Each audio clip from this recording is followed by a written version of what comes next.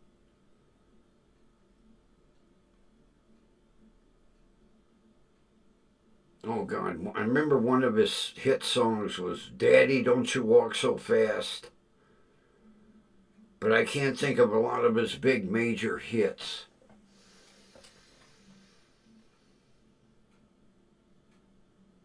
But he was always afraid of getting old, and he kept having facelift after facelift. Yeah, Wayne Newton. Not many people liked him. I saw him at the front row before all the plastic surgery. I wasn't a big fan. I got free tickets, so I went. My buddy and his wife were going to go, and at the last minute, she got sick. He called me. He said, "You want some tickets to the front row?" I said, "Yeah, sure. Who's singing?" "Wayne Newton." Okay, I'll take him. But I loved the front row. Oh my God. That was your all time favorite song? The only one of his I could remember? Unfrickin' believable. It's the only one I could remember that he sang. It was catchy though. But I was not a big fan. I'll admit the only reason I went was for the free tickets. But I loved the front row. Oh my God, I loved that place. And the Coliseum. But there was another bitch of a place to get in and out of. Oh, Jesus Christ.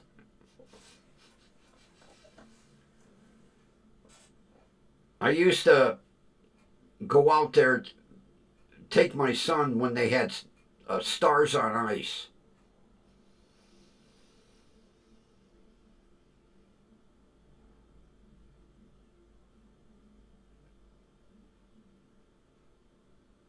Oh, I don't remember that, but yeah, I used to go out to the front row for Stars on Ice and the Ice Capades. When they had the Ice Capades, boy, am I showing my age. The Ice Capades.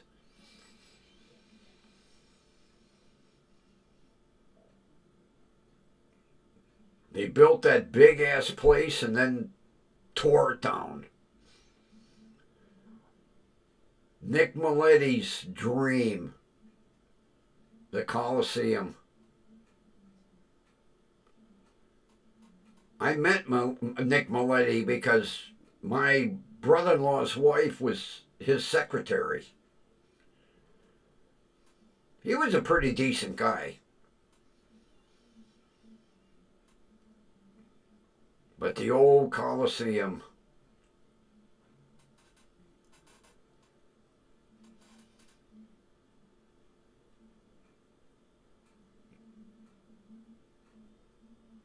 Oh, that's if you were lucky. When it snowed, it was even worse.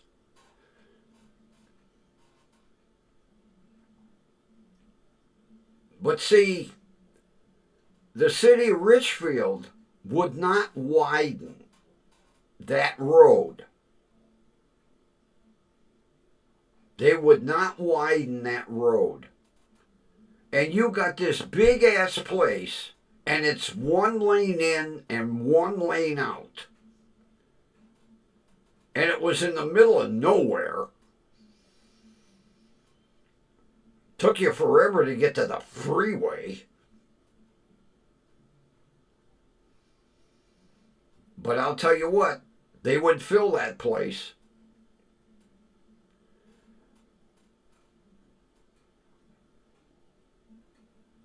See, Richfield really didn't want that Coliseum built.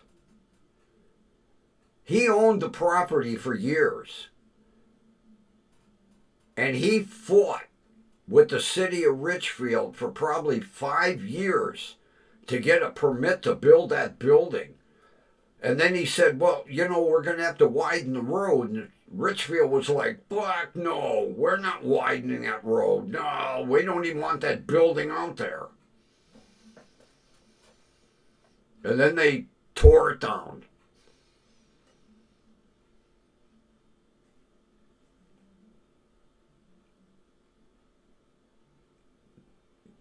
Some good memories, though.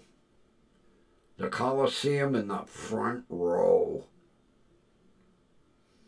Yeah, Kathy, good times. God, I remember when we had SeaWorld out here. Geauga Lake Park. SeaWorld. That's gone. They shipped a whale to Florida and we never saw him again.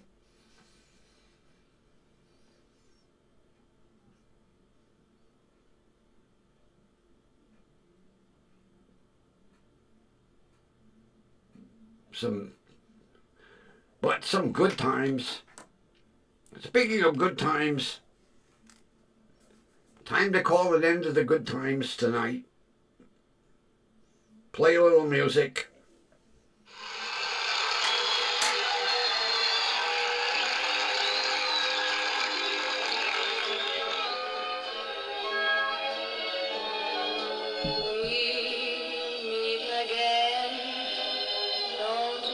We know where, right here, WDWL TV. All right, everybody. Have a wonderful rest of your evening. It was another fun night. Talked about some good times, some old times. And when I went blank, you all saved me. With that, have a wonderful rest of your evening. Ron, stay out of the sand. See you tomorrow. Bye-bye.